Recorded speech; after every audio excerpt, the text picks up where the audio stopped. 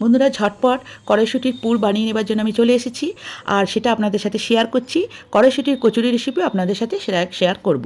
দেখুন, প্রথমে আমি ফ্রোজেন মটন নিয়েছি 350-400 পরিমাণ। সেটাকে মিক্সিং জারে দিয়ে একটা স্মুথ পেস্ট বানিয়ে নিয়েছি। পেস্টটা খুব স্মুথ হবে, কোনো দানা যেন ভেতরে না থাকে, কারণ দানা থাকলেই কড়াইশুঁটির কচুরিগুলো ফেটে যাওয়ার সম্ভাবনা থেকে যায়। তাই পেস্টটা যাতে খুব একদম স্মুথ হয়। এবার একটা মিক্সিং জারে আমি কিছু অল্প পরিমাণ আদা, 4টে কাঁচা লঙ্কা দিয়েছি, দিয়ে পেস্ট করে নিলাম। আপনারা আপনাদের যেরকম ঝাল খাবেন সেরকম লঙ্কা দিয়ে পেস্ট করে নেবেন। আমি এখানে সাদা তেল ব্যবহার করেছি। তেলের মধ্যে কালো জিরে, 1 চামচ পরিমাণ হিং আমি দিয়ে ভালো করে নাড়াচাড়া করলাম। তারপর পিষে রাখা ওই আদা কাঁচা লঙ্কার পেস্টটা দিয়ে দিয়েছি। এটাকে ততক্ষণ নাড়াচাড়া করব যতক্ষণে এর কাঁচা ভাবটা চলে যায়।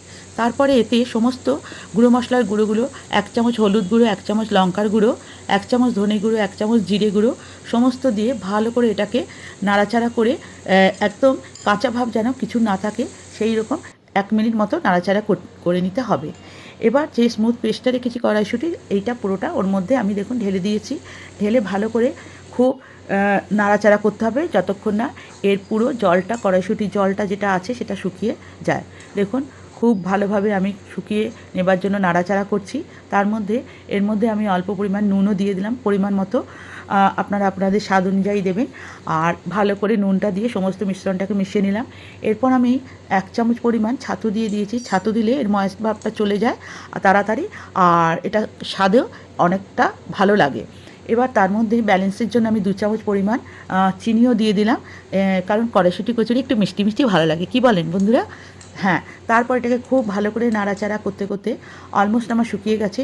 এটা যখন প্রায় কড়াই থেকে উঠে আসবে আর কড়াইয়ে লেগে থাকবে না, তখন ভাববেন এটা তৈরি হয়ে গেছে। আমার পুরটাও রেডি হয়ে গেছে।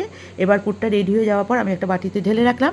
পরে আপনাদের কড়াইশুঁটির কচুরিটাও রেসিপিটাও আপনাদের সাথে নিশ্চয়ই শেয়ার করব। আর কেমন লাগলো জানাবেন, শেয়ার করবেন আর কমেন্ট করবেন বন্ধুরা। আর দেখুন, আমার পুরটা রেডি।